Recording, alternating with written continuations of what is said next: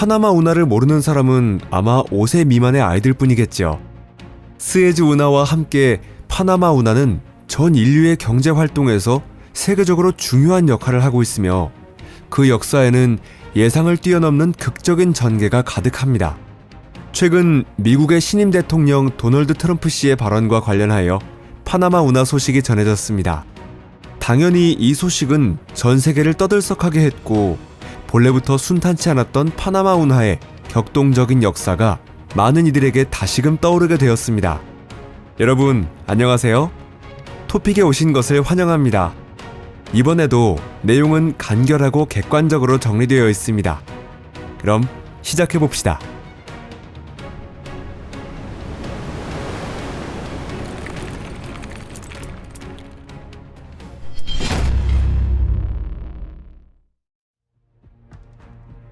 파나마 운하는 왜 건설되었을까? 이 극도로 수사적인 질문에 대한 답은 분명해 보입니다. 하지만 좀 더 자세히 생각해 봅시다. 먼저 파나마 운하가 대서양과 태평양을 연결하고 있다는 점을 떠올려 봅시다. 파나마 운하 덕분에 미국 동해안 뉴욕과 서해안 샌프란시스코를 잇는 항로 길이가 무려 13,000km나 단축되었습니다. 오늘날 대서양에서 태평양으로 향하는 선박은 극도로 위험한 혼고즈를 돌아 거칠기로 악명 높은 드레이크 해협을 지날 필요 없이 조금은 비좁지만 잔잔한 파나마 운하를 81.6km 구간만 지나면 됩니다. 현재 파나마 운하는 소형 개인 요트부터 거대한 컨테이너선이나 크루즈 여객선까지 다양한 선박들이 이용하고 있습니다. 파나마 운하 항행은 선박의 크기에 의해서만 제한됩니다. 그래서 조선업계에서는 파나맥스라고 불리는 특별 사이즈 규격이 법제화될 정도입니다. 매년 약 14,000척의 다양한 선박과 약 2,700억 달러 상당의 화물이 파나마 운하를 통과합니다. 파나마 운하를 통한 수송은 세계 해상 무역의 약 5%를 차지하며 아시아에서 미국으로 향하는 컨테이너 운송의 약 46%가 파나마 운하를 거칩니다. 파나마 운하를 완전히 통과하는 데 드는 시간은 보통 9시간입니다. 파나마 운하 건설은 어떻게 구상에서 실현에 이르렀을까? 유럽에서는 대체로 모든 이야기가 고대 그리스 로마 시대로 거슬러 올라가지만 아메리카 대륙의 경우에는 콜럼버스의 첫 항해와 스페인 정복자들의 침략에서 시작됩니다. 이 점에서 파나마 운하의 역사도 예외는 아닙니다. 대서양과 태평양을 연결할 가능성을 최초로 언급한 사람은 스페인 콘키스타도르인 바스코 누니에스 데 발보아였습니다. 그는 1513년 파나마 지협을 걸어서 횡단했을 때 그 여정이 얼마나 힘든지 깨닫고 운하를 파는 아이디어를 떠올렸습니다. 이후 이 계획은 스페인 국왕 카를 5세의 궁정에서도 검토되었지만 실현되지는 못했습니다. 그의 후계자인 펠리페 2세는 신중함 때문인지 아니면 종교적 신념 탓이었는지 이 안을 거부했습니다. 후에 교회가 만들어낸 전설에 따르면 그는 신이 이어놓은 것을 인간이 갈라놓을 수는 없다라고 선언했고 그 결과 운하 건설은 4세기나 미뤄지게 되었습니다. 금을 가득 실은 캐러벨 선과 함께 마젤란 해협이나 드레이크 해협 바닥에 가라앉아간 선원들은 아마 이 말을 여러 번 되새겼을 것입니다. 그러나 운하 구상은 맥이 끊기지 않고 계속 이어졌습니다. 그리고 19세기 초에는 독일의 여행가 알렉산더 폰 훔볼트가 아메리카 대륙을 관통하는 운하 건설 계획을 10건이나 발표했습니다. 하지만 파나마 운하 건설 계획이 다시금 실현 국면에 접어든 것은 19세기 전반에 일어난 최소 2가지 사건이 겹쳤기 때문이었습니다. 그 사건이란 1849년 캘리포니아에서 일어난 골드러시와 당시 파나마가 일부였던 누에바 그라나다와 미국 간의 우호 통상 조약 체결이었습니다. 캘리포니아 골드러시로 인해 파나마 지협을 횡단하는 철도가 건설되고 수천 명의 금광 탐사자들이 그 철도를 이용하게 되었습니다. 이 철도 회사의 요금은 터무니없이 비쌌고 그래서 위험하고 먼 드레이크 해협을 통과하는 항로를 택해도 수지 타산이 맞을 정도였습니다. 이렇게 높은 철도 요금은 훨씬 짧은 거리인 파나마 지역을 관통하는 운하를 건설할 가능성에 사람들의 관심을 모으게 만들었습니다. 한편 미국과 누에바 그라나다 간의 조약은 운하 건설을 촉진하기보다는 오히려 큰 법적 문제를 일으켜 미국이 운하 건설에 대한 독점권을 포기해야만 하는 사태를 낳았습니다. 그리고 이 혼란스러운 틈을 타 운하 건설에 뛰어든 국가가 바로 프랑스였습니다. 프랑스에 의한 운하 건설 단계. 프랑스가 주도한 운하 건설 계획의 발기인은 유명한 프랑스 외교관이자 실업가였던 페르디낭 드 레셉스였습니다. 마침 그 무렵 그는 스에즈 운하 완공으로 명성을 한껏 누리고 있었습니다. 이 운하로 인해 페르디낭 드 레셉스는 프랑스의 국민적 영웅이 되었으며 프랑스 과학 아카데미 회원이 되기도 했습니다. 하지만 레셉스는 무엇보다도 실업가이자 외교관이었습니다. 이러한 그의 자질과 아메리카 대륙에서의 특수한 국제 정세 덕분에 대양간 운하 종합회사를 대표하며 탁월한 사업 수완을 지닌 레셉스는 콜롬비아 정부로부터 파나마 운하 건설 동의를 얻어낼 수 있었습니다. 또한 당시의 특수한 국제 정세라 함은 이 권익협정이 체결될 무렵 누에바 그라나다라는 국가는 소멸되고 국민적 영웅 볼리바르가 파나마를 자치주로 포함하는 대콜롬비아의 성립을 선포한 상황을 말합니다. 그리고 이런 상황 속에서 미국의 남북전쟁이 발발했으므로 미국이 갓 탄생한 콜롬비아와 조약을 맺을 여유가 없었다는 점은 분명합니다. 레셉스는 이 상황을 활용했죠. 사업가인 레셉스는 스스로 쌓아올린 권위를 발판으로 파나마 운하 건설 자금을 모으기 위해 대규모 활동을 전개했습니다. 그 결과 약 80만 명의 주주로부터 건설 자금을 모았습니다. 비교를 위해 말하자면 스에즈 운하 건설에 투자한 주주는 약 5만 명이었고 그 숫자만으로도 당시에는 대성공이라 여겨졌습니다.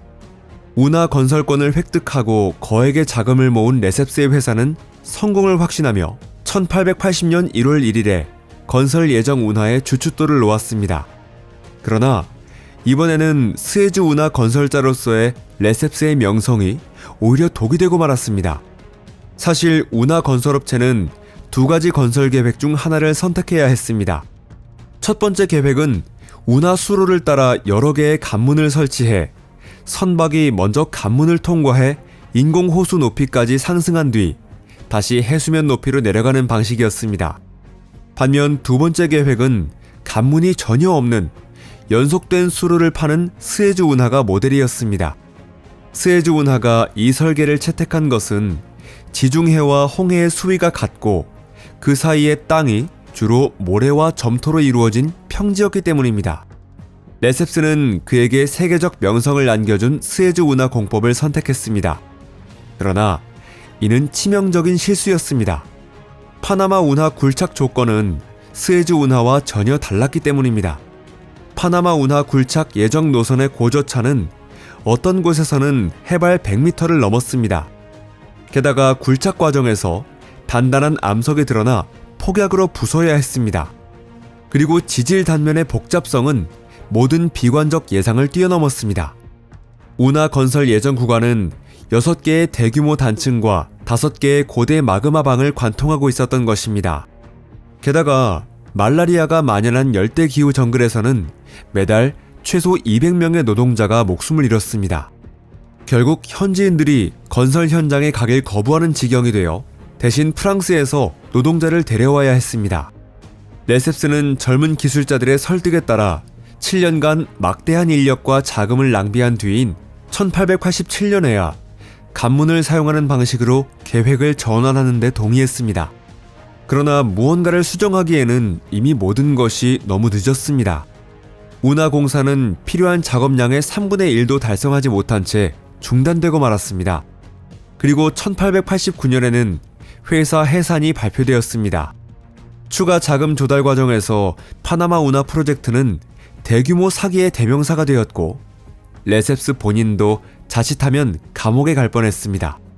이렇게 프랑스가 진행하던 파나마 운하 건설은 완전히 막을 내린 듯 보였습니다. 하지만 속았던 수십만 명의 주주들은 어떻게 될까요? 그 해결책으로 1894년에 새 파나마 운하 회사가 설립되었습니다. 물론 공사가 재개될 가능성은 전혀 없었습니다. 이 프랑스 회사는 주주들과 청산하기 위해 운하 건설 권리와 주식을 사줄 상대를 찾기만 하고 있었기 때문입니다. 미국에 의한 운하 건설 단계. 그리고 1903년에 마침내 그런 구매자가 나타났습니다. 그 구매자는 예상대로 미국 정부였습니다. 미국은 4천만 달러로 운하 건설 권리와 공사 현장에 남아있던 모든 설비를 매입했고, 프랑스 측 주주들은 보유 주식에 대한 보상을 받았습니다. 파나마 운하 관련 권익을 사들인 미국은 폭 10마일에 달하는 띠 모양의 토지를 미국 관할 아래 두는 새로운 조약을 콜롬비아와 체결했습니다. 그런데 미국으로서는 달갑지 않은 예기치 못한 상황이 발생했습니다. 이 조약이 콜롬비아 상원에서 비준되지 못한 것입니다. 하지만 이러한 양심의 승리는 콜롬비아에 큰 희생을 초래했습니다. 같은 해 11월 3일 콜롬비아의 한 자치주였던 파나마가 독립을 선언했고, 불과 1904년에는 파나마 운하 루트 인근 영토를 미국 지배하에 이양한다는 조약에 서명했습니다. 이렇게 해서 파나마 운하 건설이 재개되었습니다. 그리고 공사에서는 이전에 없던 새로운 굴착 기술이 처음으로 적용되었습니다. 예를 들어 현대식 덤프트럭과 굴착기의 원형에 해당하는 기계가 사용되었습니다. 그 결과 공사를 재개한 지 9년도 안 된 1913년 무렵에 운하는 거의 완공되었습니다. 운하에는 거대한 관문이 3개 설치되어 선박이 6층 건물 높이까지 상승해 대서양 쪽 인공호수인 가툰호에 도달한 뒤 다시 태평양 쪽 페드로 미겔호와 미라플로레스호로 이동해 내려가는 구조가 되었습니다. 주목할 점은 저수지 역할을 하는 가툰호를 만들기 위해 당시 세계에서 가장 큰 규모로 여겨졌던 댐이 건설되었다는 사실입니다. 가동을 시작한 파나마 운하. 1914년 8월 15일 파나마 운하를 최초로 통과한 선박이 있었습니다. 그것은 미국의 화물 여객용 증기선인 엔콘호였습니다. 이 배가 운하를 완전히 지나가는 데 걸린 시간은 9시간이었고 에콰도르에서 유럽까지의 항로는 8,000km가 단축되었습니다. 1920년 7월 12일 파나마 운하는 항해 가능한 운하로 공식 인정받았고, 이후 무수히 많은 배들이 양방향으로 운하를 끊임없이 오가게 되었습니다. 그러나 파나마 운하 부지가 파나마 공화국 영토 내에 있으면서도 다른 나라가 수용하고 있다는 문제는 오랫동안 해결되지 않았습니다. 그 때문에 미국과 파나마의 관계가 자주 악화되곤 했습니다. 이 심각한 대립을 평화적으로 해결하기 위해 오랜 협상이 진행되었고, 1977년에 트리호스 카터 조약이 체결되었습니다. 이 조약에 따라 파나마는 2000년 1월 1일 파나마 운하에 대한 완전한 주권을 획득했습니다. 반면 미국은 신식민주의라는 비판을 피하고 국제적 이미지를 개선했으며 파나마 운하 운영이 위협받을 경우 이를 방어할 권리를 갖게 되었습니다. 이로써 모든 이해관계자가 완전히 만족한 듯 보였습니다. 파나마는 운하를 통과하는 선박들로부터 받는 통행료만으로도 매년 국내 총생산의 6%에 해당하는 수입을 올리고 있고, 운하를 지나는 선박 수는 계속 증가하고 있습니다.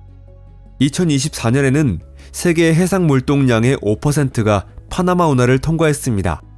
그러나 최근 트럼프 대통령이 특유의 엉뚱하고 거침없는 어조로 한 발언을 보면 파나마 운하 문제는 아직 끝나지 않은 듯합니다. 사실 미국은 파나마 운하가 중국의 지배 아래 들어갔다고 보고 있으며, 이는 전혀 근거 없는 이야기가 아닙니다. 구체적으로 말하자면 미국의 정치평론가 매튜 파커가 저서에서 중국 기업이 파나마 운하 항만의 주식을 인수해 그 지배권을 빼앗았다고 주장하고 있기 때문입니다. 물론 국제사회는 미국과 중국 간 경제 갈등이 더 커지지 않기를 바라고 있습니다. 파나마 운하는 앞으로도 대서양과 태평양을 연결하며 동서간 우호적인 무역을 위한 효과적인 수단으로 계속 존재할 전망입니다. 오늘의 영상을 재미있게 보셨다면 좋아요를 눌러주시고 SNS에서 공유 부탁드립니다. 시청해주신 여러분 정말 감사합니다. 그럼 다음에 또 만나 뵙겠습니다. 안녕히 계세요.